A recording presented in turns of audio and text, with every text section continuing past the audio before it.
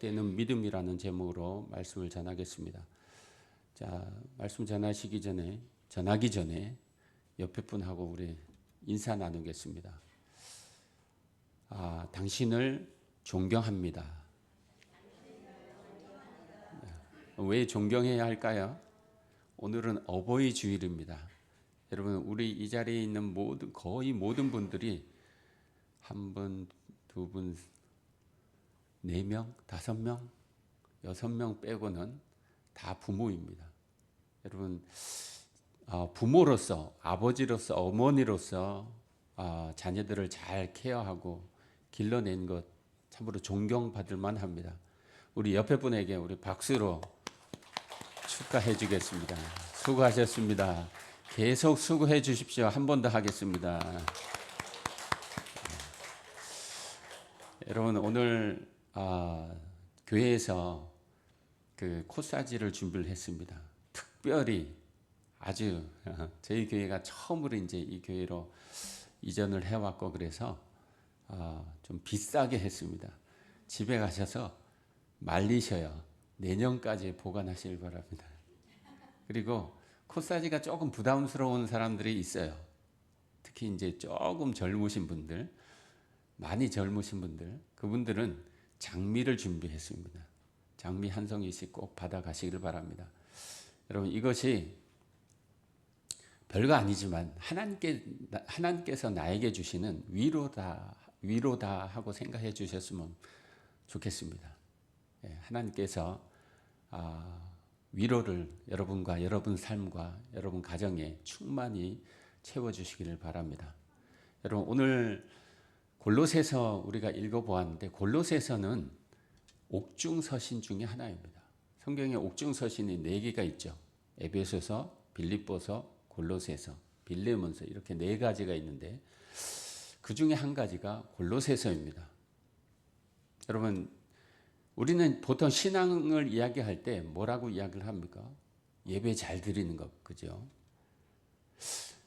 교회 잘 나오는 것, 예배 때마다 빠지지 않는 것, 그 사람을 우리는 신앙이 좋다 하고 이야기를 합니다. 그렇지 않습니까? 오늘도 좀 많은 분들이 빠지셨는데 주일 예배는 우리가 예전에 우리 교회는 목숨처럼 여겼다. 그죠? 예전에는 목숨처럼 여겼습니다. 주일 예배는 굉장히 중요합니다. 그리고 기도가 중요하죠. 우리는 기도 없이는 살 수가 없는 사람들입니다. 하루도 살 수가 없습니다.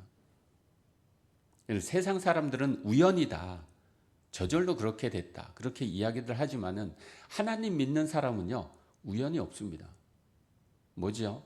하나님의 계획하심입니다. 하나님의 인도하심입니다. 하나님의 은혜입니다. 여러분, 신앙생활에서 가장 중요한 것이 또 있다 그러면은 교회에서 봉사하는 것입니다. 여러분, 교회에 와서 봉사하는 것, 토요일마다 와서 청소하는 것. 여러분, 주보에 보시면은 청소를 다 같이 하고 제가 적어놨습니다. 토요일 날 시간 내시는 분들은 다 오셔서 의자 하나라도 닦으시길 바랍니다. 봉사하는 것 굉장히 중요합니다. 예배 드리는 것, 기도하는 것, 봉사하는 것 중요합니다. 그런데 오늘 골로새서를 보니까요, 그것이 다가 아니다 하고 이야기를 하고 있습니다. 왜 신앙생활하는 것이 이렇게 힘들어? 그렇게 생각되십니까? 자, 오늘 본문에 보면은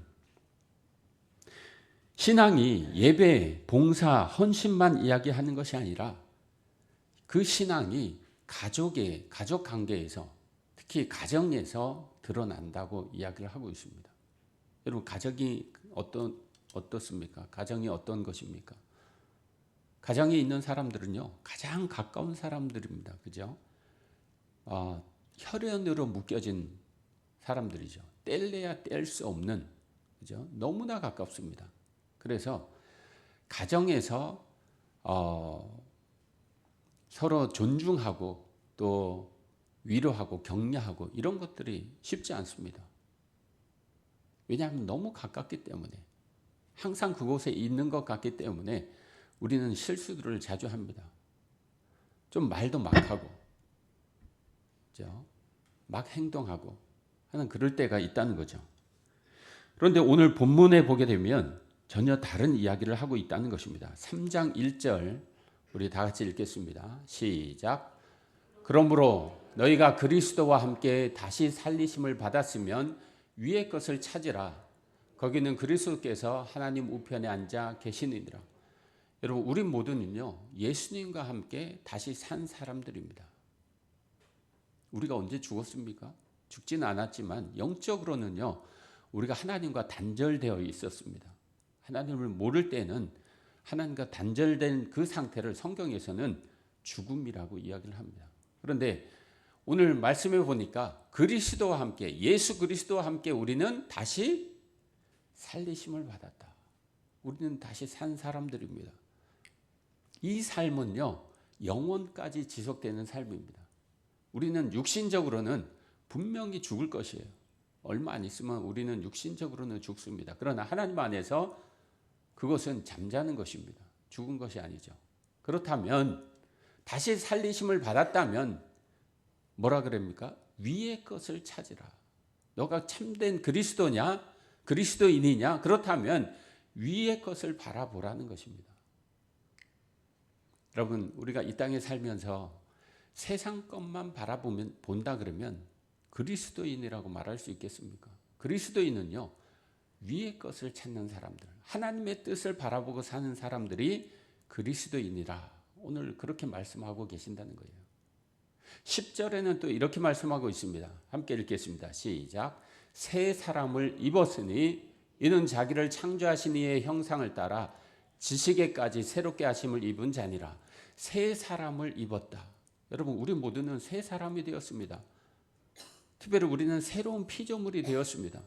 여러분, 예전에 예수 믿기 전과 예수 믿은 후가 똑같습니까? 똑같다 그러면 우리는 아직 거듭남의 체험을 받지 못한 사람들입니다. 예수님을 믿은 사람들은요, 계속해서 새로워지려고 노력을 합니다. 이전 삶을 버리려고 합니다. 그렇지 않습니까? 오늘 본문에 보니까 새 사람을 입었으니 어떻게 하라고요? 새 사람을 입었으니 여러분, 옛 것은 버리라는 겁니다. 예수 믿기 전에 행했던 그 악한 것들, 잘못된 것들, 그런 것들을 버리고 새로운 삶을 살라는 거예요. 15절입니다. 함께 읽겠습니다. 시작. 그리스도의 평강이 너희 마음을 주장하게 하라. 너희는 평강을 위하여 한 몸으로 부르심을 받았나니 너희는 또한 감사하는 자가 되라. 여러분, 그리스도의 평강이 너희 마음을 주장하게 하라. 여러분, 우리는 세상에서 계속 살고 있는데 마음에 평강이 없습니다. 왜요? 왜 평강이 없습니까? 맨날 근심 걱정이 가득합니다.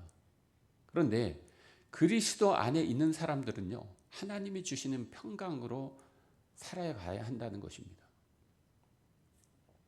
여러분, 오늘 본문 골로새서 3장은요, 계속해서 이렇게 이야기를 합니다. 그런데 갑자기 여러분, 지금 세 절을 우리가 보았는데 갑자기 사도 바울은요, 다른 이야기를 합니다. 제가 볼 때는 전혀 다른 이야기예요. 무슨 이야기입니까? 가정 이야기를 합니다. 신앙의 이야기를 하다가 갑자기 가정의 이야기로 전환합니다. 여러분, 글을 많이 써보셨죠? 글을 쓰다 보면요, 특히 편지를 쓰다 보면은 밤에 쓰면은 내가 원하던 글이 아니야. 밤에 썼던 글을 낮에 읽어보면은 내가 어떻게 이런 글을 썼나. 뭐 감정적으로 글을 쓰게 되어 있습니다. 그렇지 않습니까? 저는 여러 번 경험을 했는데, 여러분, 사도 바울은요, 대단한 사람입니다. 성경에 그의 서신이 13권이나 있습니다. 근데 그 13권을 보게 되면요, 주옥 같습니다. 물론 성령의 인도하심을 받아 썼지만은 성경은요, 하나님께서 필자들의 손을 붙잡아서 쓴 책이 아니에요. 그의 사상과 그의 감정과 그의 모든 것들이 다 녹아져 있단 말이죠. 사도 바울은요, 이 13권을 쓰면서 그 깊이가, 어떤 것은 굉장히 짧습니다. 한 장짜리도 있습니다. 그런데 그 깊이가 엄청나게 깊습니다. 정말 우리가 계속해서 공부하고 파고 또 파도 도달할 수 없는 그런 경지에 이른 글이라는 것을 알 수 있습니다. 그렇다면 오늘 본문요, 신앙을 이야기하다가 가정 이야기로 돌아선 것이 이게 우연이 아니라는 말입니다. 사도 바울은요, 이 신앙이 가정에서 드러난다고 이야기를 하고 있습니다. 교회에서뿐만이 아니라 가정에서 말이죠. 여러분, 나에게 신앙이 있다 하는 것을 우리는 알 수 있는 방법이 가정이라는 것입니다. 여러분, 오늘 본문 20절을 한번 읽겠습니다. 다 같이 읽겠습니다. 시작. 제 자녀들아, 모든 일에 부모에게 순종하라. 이는 주 안에서 기쁘게 하는 것이니라. 여러분, 자녀들에게 이야기를 하는데 부모에게 순종하라입니다. 우리도 아이들에게 그렇게 이야기를 하지 않습니까? 부모님 말씀 잘 들어라. 그렇게 쉽게 이야기를 합니다. 또 많이 들어왔습니다. 그런데 오늘 본문에 보니까요, 이는 주 안에서 기쁘게 하는 것이니라 하고 이야기를 하고 있다는 거죠. 자녀들이 부모에게 순종하는 것이 하나님 안에서 기쁘게 하는 것이다 고 이야기를 하고 있습니다. 엄청난 말이지 않습니까? 그죠? 그냥 자녀가 부모에게 순종하는 것 그 이상이라는 것입니다. 부모 공경을 이렇게 중요하게 여기는 이유가 무엇일까요? 여러분, 교회에서 예배 드리는 것 중요하죠. 기도하는 것 중요합니다. 여러분, 기도 체험이 있는 사람들은요, 기도를 쉬지 않습니다. 저는 많은 기도의 응답들을 받았습니다. 아직도 응답되지 않는 기도 제목들이 많지만은 많은 부분이 응답되었습니다. 그래서 기도를 놓을 수가 없어요. 여러분, 내가 기도하지 않아도 다른 사람이 나를 위해서 기도하잖아요. 그 기도가 응답되어집니다. 여러분, 특별히 그것을 중보기도라고 이야기하지 않습니까? 여러분, 중보기도를 많이 하시기 바랍니다. 아브라함이 롯을 위해서 중보기도했을 때 하나님께서 그의 기도를 들으셨습니다. 롯은 천지분간을 하지 못하는 그때에 아브라함의 마음을 생각하사 롯의 가족을 구원했죠. 그것이 중보기도의 시초입니다. 여러분들, 다른 사람들을 위해서, 특별히 우리 교회 아픈 사람들을 위해서, 연로하신 분들을 위해서 꼭 중보기도해 주시길 바랍니다. 우리 가정만 기도하지 마시고 다른 사람들을 위해서 기도하는 우리가 되기를 바랍니다. 봉사하는 것 중요합니다. 그런데 사도 바울은요, 그것도 중요하지만 부모 공경이 중요하다라고 말씀한다는 것입니다. 그 이유는 사람을 대하는 태도 속에서 진짜 신앙이 드러난다는 것이죠. 여러분, 우리는 하나님을 잘 섬긴다고 하지만은 하나님이 그것을 받으시는 줄 모릅니다. 그렇지 않습니까? 하나님이 보이지 않기 때문에. 그런데 어떻게 우리가 하나님을 사랑하고 하나님을 신앙하는 것이 보여지는가? 바로 다른 사람을 대하는 것, 특별히 가족을 대하는 데서 나타난다는 것입니다. 반대로 부모를 공경하는 사람은요, 하나님께서 세우신 질서와 사랑을 인정하는 사람입니다. 부모를 대하는 태도, 그것이 오늘 본문에서 우리에게 이야기하는 중요한 것입니다. 부모를 어떻게 하라고요? 공경하라. 자, 출애굽기 20장 12절은 이렇게 말씀합니다. 시작. 내 부모를 공경하라. 그리하면 내 하나님 여호와가 내게 준 땅에서 내 생명이 길리라. 여러분, 출애굽기 20장은요 10계명장이죠. 10계명이 20절까지 기록되어 있습니다. 10계명은 10가지 계명입니다.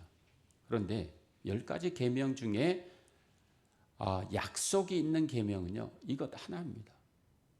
여러분들 알고 계셨습니까? 약속이 있는 계명. 그 약속이 뭡니까? 부모를 공경하게 되면 내가 내게 준 땅에서 내 생명이 길리라 하고 약속했다는 것입니다. 우리는 밖에 나가서 참 잘하죠. 친절합니다.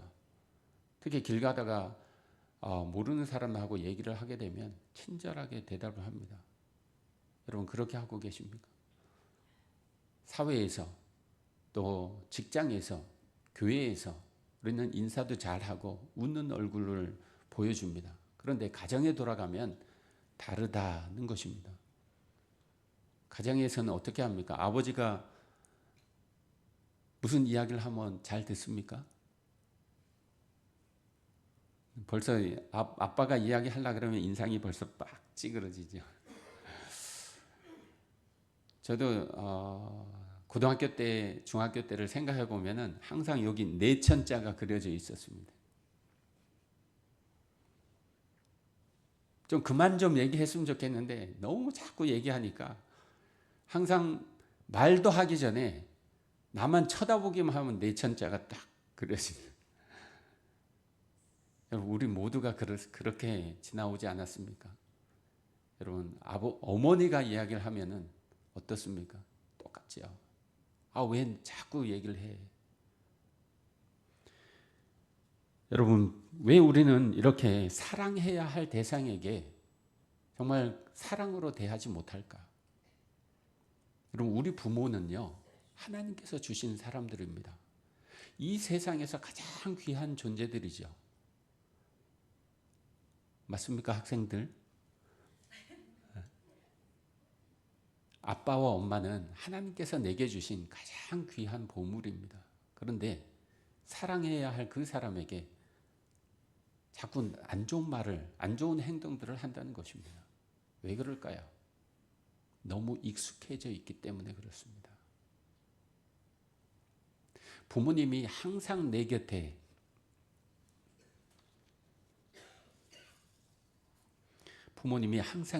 있을 것만 같기 때문에 그렇습니다. 저는 오늘 설교를 준비하면서 울면 안 되는데 펑펑 다 울었습니다. 근데 또 눈물이.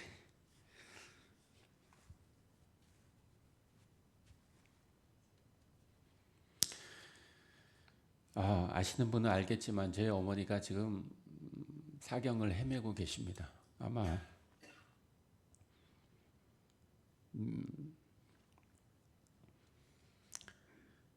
의사는 3개월이라고 이야기를 하는데 3개월 못 버틸 것 같습니다. 여러분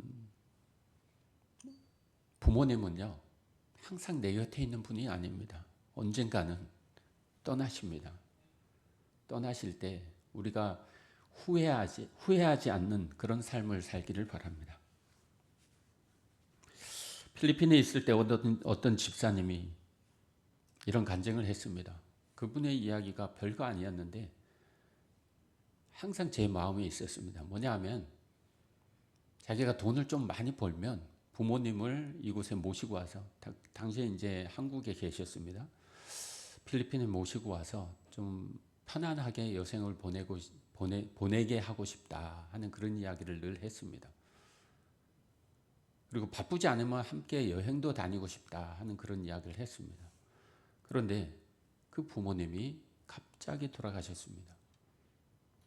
그래서 장례식에서 그렇게 이야기를 합니다. 더 잘해 드릴 수 있었는데. 여러분 우리는 장례식에서 이 이야기는 레파토리 아닙니까? 더 잘해 줄 수 있었는데. 저도 그렇습니다. 그때 그 이야기를 하지 않았더라면. 여러분 효도는요 나중에 하는 것이 아니라 지금 해야 하는 것입니다. 지금 말이죠. 오늘 해야 하는 것입니다. 저는 어머니의 음성을 매일 들었습니다. 하루에도 막 5번씩 전화를 하시는 거예요. 너무 많이 하시니까 귀찮아가지고 어떨 때는 안 받기도 하고. 근데 이제는 그분의 음성을 들을 수 없는 때가 왔습니다. 여러분 효도는요 지금 해야 하는 것입니다. 여러분 부모에게 지금 효도하는 여러분들이 다 되시길 바랍니다. 골로새서 3장 23절입니다. 함께 읽겠습니다. 시작. 무슨 일을 하든지 마음을 다하여 주께 하듯 하고 사람에게 하듯 하지 말라. 여러분, 오늘 본문 전체를 보면요, 이 본문은 23절은 무슨 일을 하든지 일할 때 주께 하듯 하라 하는 그런 본문처럼 느껴지지만 본문 전체를 보게 되면요, 사도 바울이 이야기한 것이 바로 이 23절만 끊어서 이야기할 수 없습니다. 바로 앞에서부터 우리는 봐야 한다는 것입니다. 즉 가정에서도, 가족에게도, 부모에게도 주께 하듯 하라는 것입니다.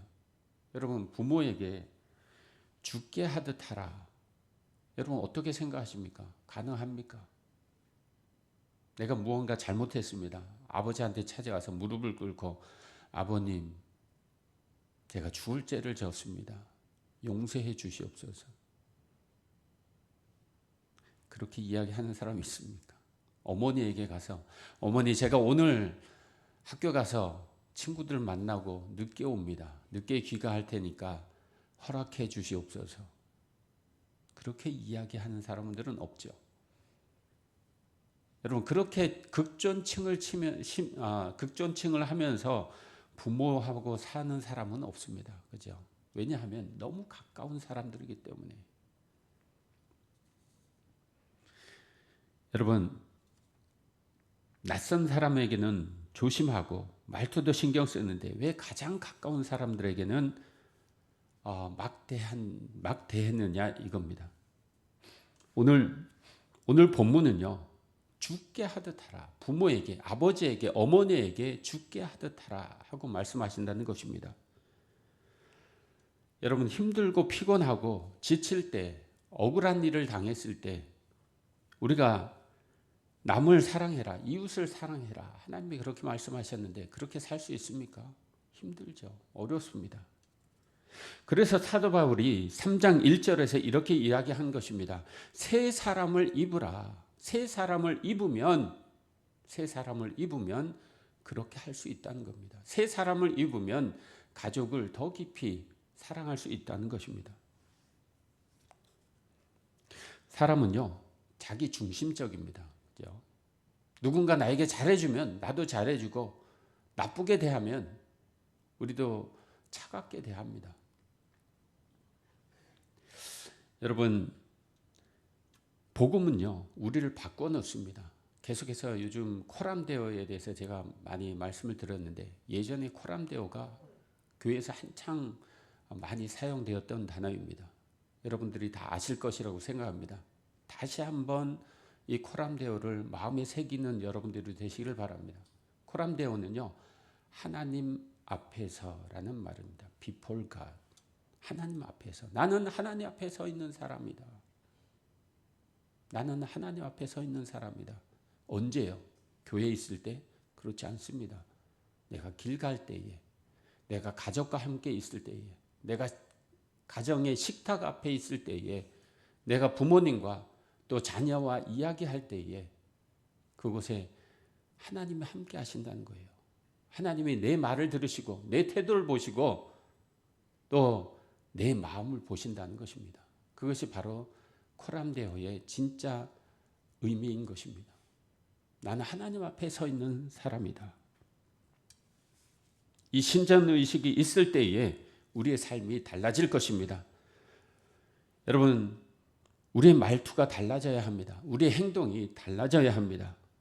주께 하듯 하라. 이것은 완벽해지라는 것이 아니라 내가 항상 하나님 앞에 있다는 것을 잊지 말고 생활하라는 것입니다.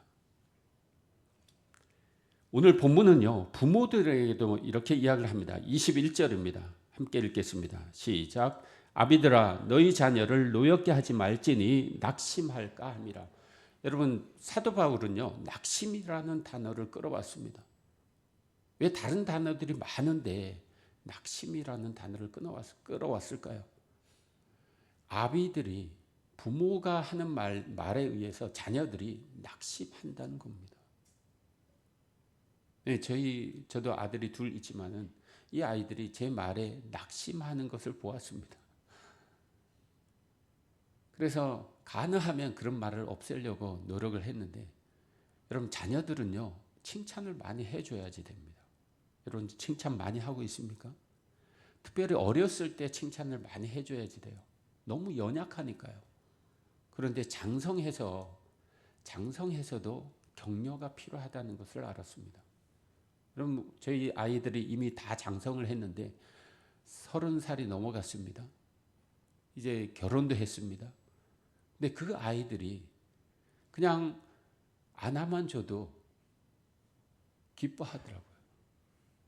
격려해주면 잘했다 하고 격려해주면요 기뻐합니다. 여러분 이미 나보다도 키가 큰데 여러분 그 아이들은요 부모 앞에서는 자녀들입니다. 격려해줘야 될, 격려받아야 할 자녀들 말이죠. 여러분 집에 가서 어른이라 할지라도 권사님 60이 넘었어도 격려해 주시길 바랍니다. 잘했다. 나는 내 편이다. 하고 격려해 주시길 바랍니다. 그렇게 격려할 때에 우리의 가정이 회복될 것이라고 생각합니다. 에베소서 6장 4절은 이렇게 말합니다. 함께 읽겠습니다. 시작. 또 아비들아 너희 자녀를 노엽게 하지 말고 오직 주의 교훈과 훈계로 양육하라.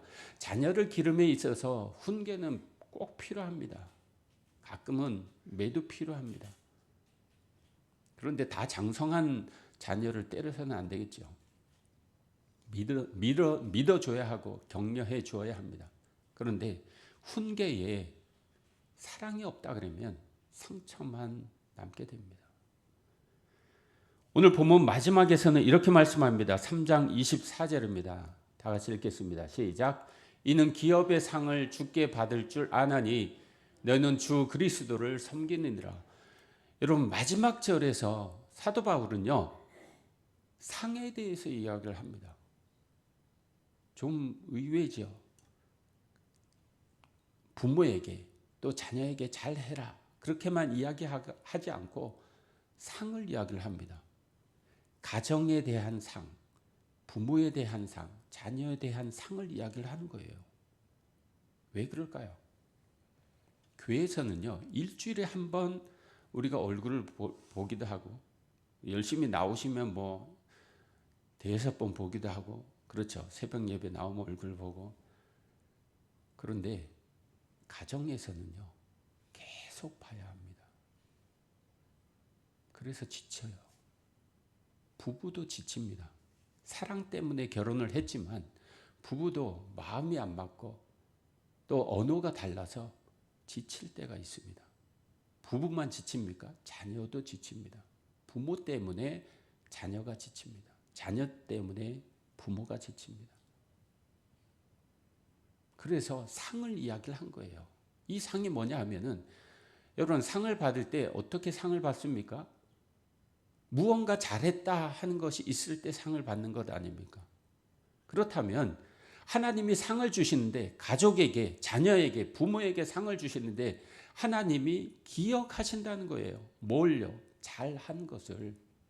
여러분이 얼마나 가족을 위해서 기도하고 가족을 위해서 수고한 그것을 하나님은 기억하신다는 겁니다. 그것을 기억하고 상으로 갚아주시겠다고 하는 약속이라는 것이죠. 여러분 새벽마다 자녀를 위해서 기도하는 어머니의 눈물을 주님은 아십니다. 자녀를 위해서 쉬지 않고 일하는 아버지의 마음을 아십니다. 그리고 다 기억하시고 마지막에 하나님께서 갚아주신다는 거죠. 요셉을 잘 아시죠? 요셉은 억울하게 형들에게 미움을 받습니다. 형들에게 팔리죠. 애굽으로 팔립니다. 그리고 그곳에서 감옥에 들어갑니다.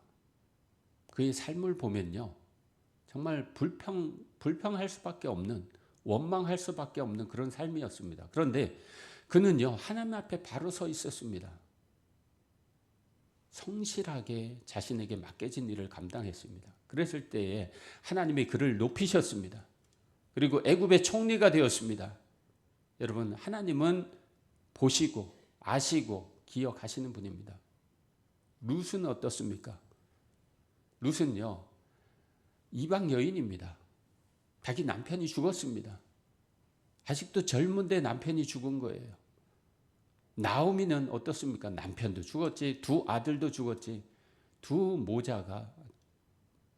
모녀가 절망 가운데 있었습니다. 나오미가 룻에게 이야기를 합니다. 너는 너의 고향으로 돌아가라. 너의 나라로 돌아가라. 새 삶을 살아라. 이렇게 허락했습니다. 이제 가기만 하면 돼. 이제 가서 새로운 사람을 만나서 재미있게 살기만 하면 돼요. 그런데 이 룻은요, 그렇게 하지 않았습니다. 나는 돌아가지 않겠습니다. 나는 어머니하고 같이 가겠습니다. 룻기 1장 16절입니다. 함께 읽겠습니다. 시작. 룻이 이르되 내게 어머니를 떠나며 어머니를 따르지 말고 돌아가라. 강권하지 마옵소서. 어머니께서 가시는 곳에 나도 가고 어머니께서 머무시는 곳에서 나도 머물겠나이다. 어머니의 백성이 나의 백성이 되고. 룻은요, 단순히 사람을 섬긴 것이 아니라 하나님 앞에서 사랑과 순종의 길을 선택한 것입니다. 아무도 알아주지 않을 것 같았지만 하나님은 룻의 헌신을 기억하신 거죠. 여러분, 그의 이름이, 룻의 이름이요, 예수님의 족보 안에 들어왔다는 것입니다. 엄청난 은혜지 않습니까? 사랑하는 성도 여러분, 하나님은요, 지금도 역사하시는 분입니다. 동일하게 역사하시는 분입니다. 사람은 몰라줘도 하나님은 다 아십니다. 여러분이 가정을 위해서 애쓰고 자녀를 위해서 눈물 흘리는 것 다 아시고 다 기억하시고 상으로 갚아주실 것입니다. 우리는 믿음을 멀리서 찾습니다. 어떤 대단한 일을 해야 믿음이라고 생각을 합니다. 큰 봉사를 해야 믿음이라고 생각을 합니다. 하지만 오늘 말씀은요, 우리에게 이렇게 말씀합니다. 먼저 너의 가정에서 사랑하라. 여러분들 가정에서 사랑하는 여러분들이 되시를 바랍니다. 지금보다 더 깊이 사랑하십시오. 자녀들 더 많이 격려해 주십시오. 더 많이 안아주십시오. 때가 있을 때. 요한일서 4장 20절입니다. 함께 읽겠습니다. 누구든지 하나님을 사랑하노라 하고 그 형제를 미워하면 이는 거짓말하는 자니 보는 바 그 형제를 사랑하지 아니하는 자는 보지 못하는 바 하나님을 사랑할 수 없느니라. 여러분, 가족 사랑이 신앙의 시작입니다. 신앙을 다른 사람들한테 보일 수 있는 것은요, 가족 사랑입니다. 부모에게 따뜻하게 말하는 것. 여러분, 지금 부모에게 따뜻하게 대하지 못했던 분들이 있다 그러면 한번 마음을 바꾸시고 따뜻한 말로 부모에게 대하시기를 바랍니다. 물론 자녀들에게도 마찬가지죠. 여러분, 오늘 집에 돌아가면 이렇게 하시길 바랍니다. 뭐라고 부르십니까? 엄마라고 부르십니까? 어머니라고 부르십니까? 자, 부르시고 고맙습니다. 시작. 엄마 고맙습니다. 아버지 사랑합니다. 아버지 사랑합니다. 다 같이요. 아빠 사랑합니다. 아빠 엄마 존경합니다. 네, 그렇게 오늘 집에 돌아가셔서 꼭 해보시길 바랍니다. 여러분, 부모님들도 마찬가지입니다. 사랑한다. 아들아, 딸아, 사랑한다. 시작. 아들아, 딸아, 사랑한다. 딸아, 사랑한다.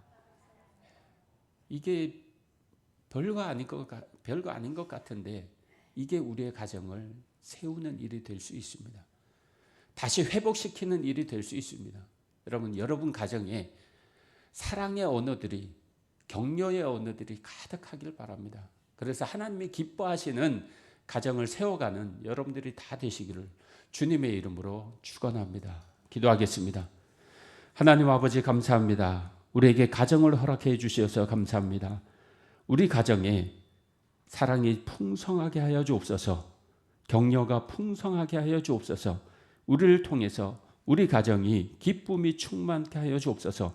하나님이 보시기에 기뻐하는 가정이 되게 하여 주옵소서. 우리 가정이 든든히 서가게 하여 주셔서 그를 통해서 우리 교회도 든든히 서갈 수 있도록 도와주옵소서. 우리를 위해서 하나님께서 귀한 역사를 이루어 가게 하여 주시옵기로 원하옵고 감사드리며 예수님의 이름으로 기도하옵나이다. 아멘.